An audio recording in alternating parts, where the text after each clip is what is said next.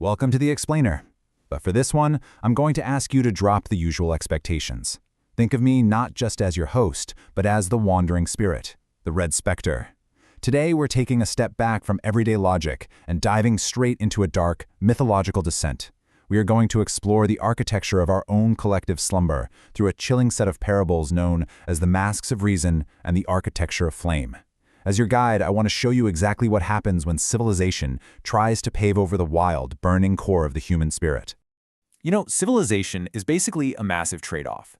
It trades the raw, messy truth of the abyss for the predictable, hollow safety of a graveyard they misidentify as a city. Really think about that for a second.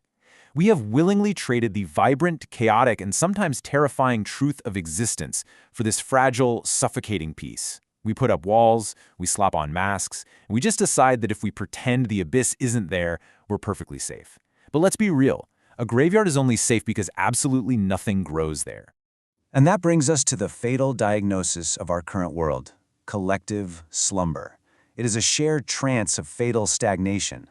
It's exactly what happens when that ancient pressurized force of nature, our primal human spirit, is paved over with the cold, gray stone of reason.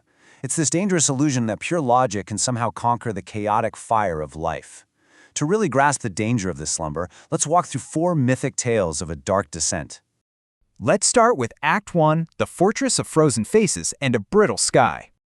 Picture a kingdom of perpetual light, a place where the sun literally never sets. The people there were so deeply terrified of the shadows of their own expressions that they huddled behind porcelain masks to guarantee predictable safety. They genuinely believed their sky was so brittle that showing just one honest emotion would shatter it to pieces. So they chose this slavish obedience to the masks over the raw, messy truth of being alive. They were terrified that a single honest flicker of pain or desire would expose them. Ultimately, they were terrified of themselves. And this is exactly where I enter the story. The wandering spirit arrives in this fortress of frozen faces. Now, I didn't show up with a sword or a conquering army. I just brought a mirror made of polished obsidian. Just a dark, reflective surface, meant to show them the actual truth hiding beneath those perfect porcelain facades. So what do you think happened? They broke it. They completely destroyed the obsidian mirror, and it wasn't an accident.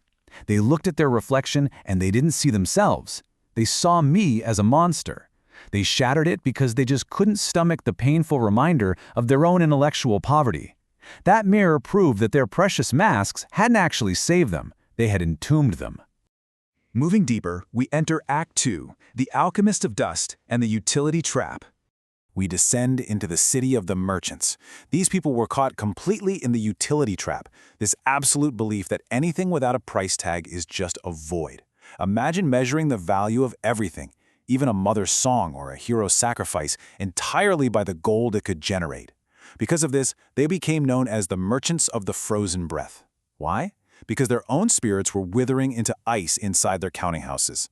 They survived only by bottling the warmth of others to sell, literally reducing the human soul to a line item on a ledger. Look at the tragic contrast here.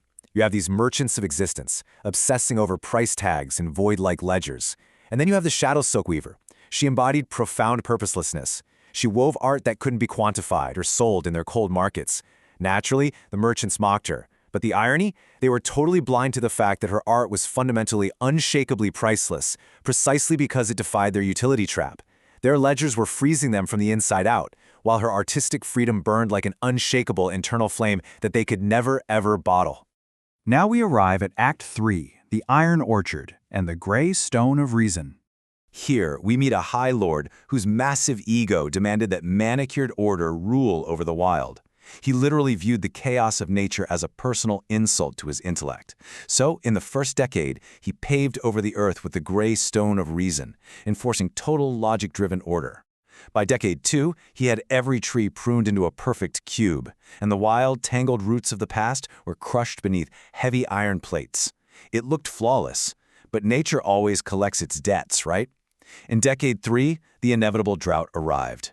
His shallow, uniformly logical creations had absolutely no depth to reach the water. And finally, in decade 4, the only things that survived were the atavistic spirits, the ancient wild weeds he had desperately tried to exterminate. The atavistic spirits acted as the essential insurance policy. It's incredibly ironic. The very weeds this lord tried to crush beneath iron plates were the only life forms capable of surviving the drought. This perfectly highlights that eternal internal conflict between logic-driven order and the primal human spirit.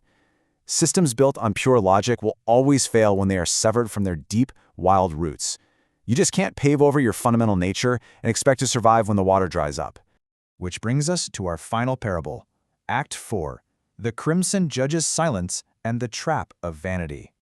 Consider a sect of monks who wanted nothing more than to extinguish their own dark heat. They spun these elaborate, beautiful tales, falling headfirst into the trap of vanity.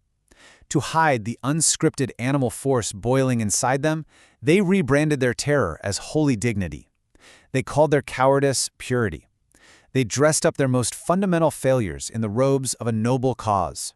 They honestly thought they were building a spiritual sanctuary, totally oblivious to the fact that they had become a wrecking ball to their own souls. It was just noble-sounding lies to mask the fire inside. But eventually, the reckoning arrives. The High Judge stands at the gate. And the terrifying part? He doesn't show up with a weapon or an army of inquisitors. He arrives draped in the colors of internal magma. He is the living, breathing embodiment of that very dark heat, that ancient pressurized force of nature they had spent their entire lives desperately trying to deny. He brings absolutely nothing but silence, a state known as the seventh solitude. It's an abyss that strips away all masks. Met with this profound, echoing silence, the monks' noble justifications just vanished into thin air. They were left utterly exposed, forced to finally look at the raw, ancient forces they had tried so hard to bury beneath that gray stone of reason. And that brings us to the end of our descent, the choice, and forging the truth. We step out of the parables now because this explainer isn't just a collection of dark fairy tales. It's that mirror of polished obsidian, and I'm holding it up directly to you. The monks, the merchants, the mask wearers, they were all left to face the fire coming regardless. That is the absolutely crucial takeaway here. You cannot avoid the inevitable collapse. The internal heat, those wild, tangled roots, the primal human spirit, it will always break through the gray stone eventually. You can't pave over nature, and you sure can't outlogic the soul. The fire is coming regardless. So I'm going to leave you with one final, vital question. Knowing that the brittle sky will shatter, knowing the utility trap will freeze you, and knowing those iron plates will eventually crack, are you going to remain a victim of this inevitable collapse, huddled behind a porcelain mask? Or are you going to take that primal spirit, harness that internal magma, and become the architect of a creative flame? The truth has to be forged. It has to be earned, not just inherited from the graveyard. The choice is yours. Thank you for joining me on this explainer. Keep questioning, keep forging, and I'll catch you next time.